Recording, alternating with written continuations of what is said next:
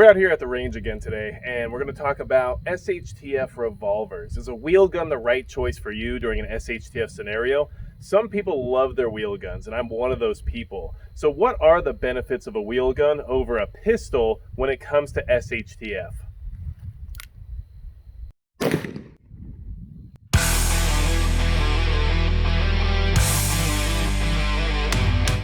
Hey everybody, it's Magic Prepper, and today we're going to talk about revolvers for SHTF. Are wheel guns viable in a long-term SHTF event? There's a lot of revolver enthusiasts out there around the world, as there should be. Revolvers are an awesome weapon platform. They have a rugged reliability factor to them, and they have some benefits over your modern pistols that most people choose that you can't get in a pistol platform. So we're going to talk about those benefits today. We're going to talk about why a revolver might be the right choice for you for an SHTF event. And if you only have a revolver, we're going to talk about what the different calibers and what you should be looking at when it comes to a revolver if it's going to be your main sidearm during an SHTF event. So really quickly, if you enjoy topics about firearms related to SHTF situations, hit the subscribe button below so that way we can keep talking about these different topics. And honestly, let me know in the comments your thoughts on revolvers for SHTF, because I learn a lot from you all and there's a lot of great information down there. So make sure you check it out. Now, today I'm shooting my Smith & Wesson 460 Performance Center. It's a 3.5-inch barrel with a 1-inch muzzle brake on it, and it is a beast, and it is fun to shoot, although it's not something I'm going to want to shoot 50 rounds through in one sitting. I'll tell you right now that even after just 10 rounds, my hand is starting to feel a little beat up. But because I had this revolver out here at the range today, I thought it'd be a good opportunity to talk about whether or not they're viable for SHTF and for a long-term situation where you might have to rely on solely this one handgun regardless of whatever you have for your primary weapon platform. I'll go ahead and show everybody that this revolver is indeed safe. I have made sure there's no ammunition in it, as you can see, and we are good to go.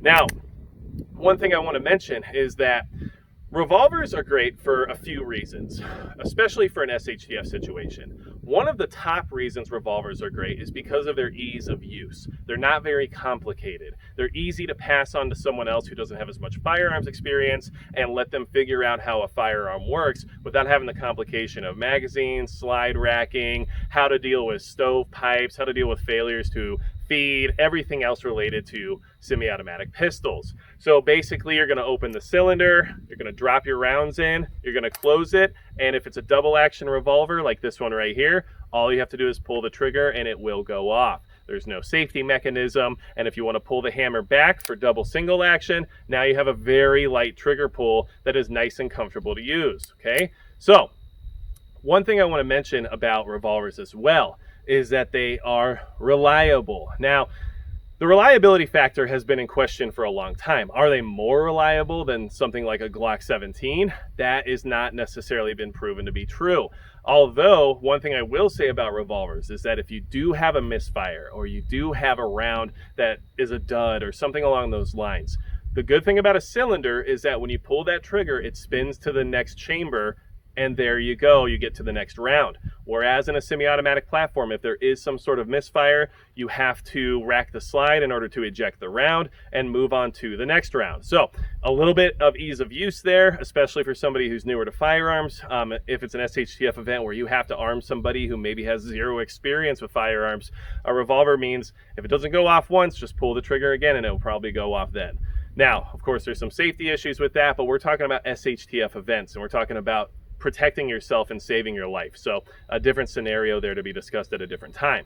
Now, one of the main benefits, in my opinion, for wheel guns during an SHTF event is the fact that you can get wheel guns that handle multiple calibers. And right now we're in an ammunition shortage. And with the ammo shortage going on right now, I think we can all understand that having the ability to fire multiple different calibers out of one firearm platform could be very handy. So for example, this 460 Smith & Wesson can fire 460 Smith & Wesson, 454 Casull, and 45 Long Colt. It can even technically fire 45 Schofield, which is a lot harder to find, but it does exist. So basically, at minimum, this revolver can chamber 3 different rounds, up to 4, and some people will argue even more. But what I will say is that The ability to have 3 different calibers in one firearm allows me to buy or search for 3 different types of ammunition and still have a capable firearm at my side. As well as when it comes to a long-term SHTF event, with the variety of ammunition you might have to work with or deal with based on whatever's happening, you might want that ability to say, hey, sure, I'll take 45 long Colt, or yeah, okay, 450 for Casull is going to work for me today. Either way, most revolver platforms have that capability if they're chambered in a Magnum round. So 357 Magnum can chamber 38 special, 44 Magnum can chamber 44 special, and 454 Casull can chamber 45 long Colt. The list goes on. It's really handy, and I think we all know about the circuit judges as well that can shoot 45 long Colt, 410 shot shells. They can shoot 45 ACP if you have moon clips. There's a lot of benefits to having a wheel gun when it comes to caliber selection. One thing I suggest, if you're going to buy a revolver for an SHTF scenario, make sure you buy the larger Magnum version of whatever revolver you're looking for. And what does that mean? It means if you're going to go out to the store right now and you're going to buy a 38 special, do yourself a favor, spend a little bit of extra money and get a 357 Magnum, because that 357 Magnum can shoot 38 special, no problem, but it can also shoot 357 Magnum. So you're allowing yourself to have access to 2 different calibers in one firearm platform, rather than only one by buying a 38 special chambered revolver. And the same goes with 454 Casull. Now, if you like Ruger, then that's what you're going to be stuck with, because they don't make a 460 Smith & Wesson as of right now. But 454 Casull, great way to go. You can get 45 long Colt in there as well. But if you're going to get a 454 and you're not worried about manufacturer, then get a 460 Smith & Wesson, so you can then shoot 460, 454, and 45 long Colt out of it, and allow yourself those additional caliber selections. One other thing that revolvers, in my opinion, have on top of pistols when it comes to SHTF is the fact that they shoot big bore calibers.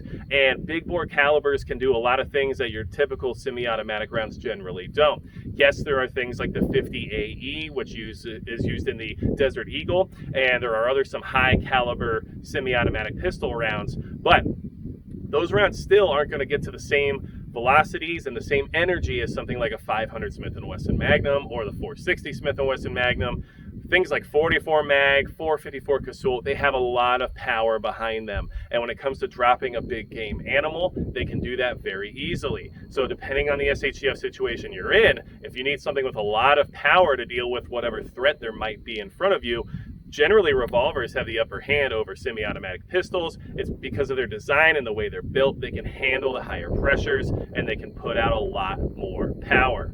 So one more thing that I want to mention a revolver would have an upper hand on when it comes to SHTF situations is that there is no magazine. And yes, generally magazines are going to be considered to be easier to use. Magazines are basically faster to reload, easier to store ammunition in. They do a great job of making guns a little bit more strategic and tactical. And I will never say that you shouldn't have a magazine-fed pistol. However, the one benefit that you have if you don't have a magazine, aka a cylinder, is that you never have a firearm that's inoperable without its magazine. Magazines are a separate entity from the firearm. And if you lose a magazine somehow and you don't have any backups, that firearm is basically useless at that point. Versus a revolver that always has a cylinder attached right to the side of it, and you only have to drop your rounds right into the back of it and then close it and fire. There's no magazine to search for, there's no magazine to drop or to lose. It is already built into the firearm. So that is another thing that I consider to be an upper hand when it comes to SHTF. Now, I will tell everyone here right now that my SHTF sidearm is a pistol for a lot of the reasons that we would all understand. The tactical advantage, the speed of reload, and everything else related to it. However, there are some things that a revolver does better that I wanted to bring to your attention. And if you were going to choose a wheel gun for your sidearm during an SHTF event, you wouldn't necessarily be wrong. Especially in the sense of having a wheel gun that could possibly take game animals, which some of them are actually designed specifically for.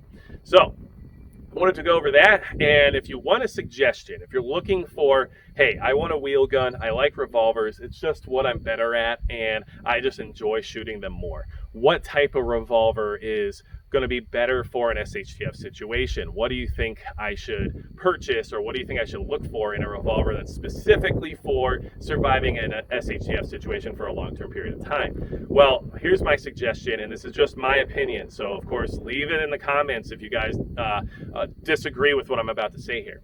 But my suggestion is that I would get a revolver with a 4-inch barrel. That's what I'd be pretty much looking for. Something with a 4-inch barrel.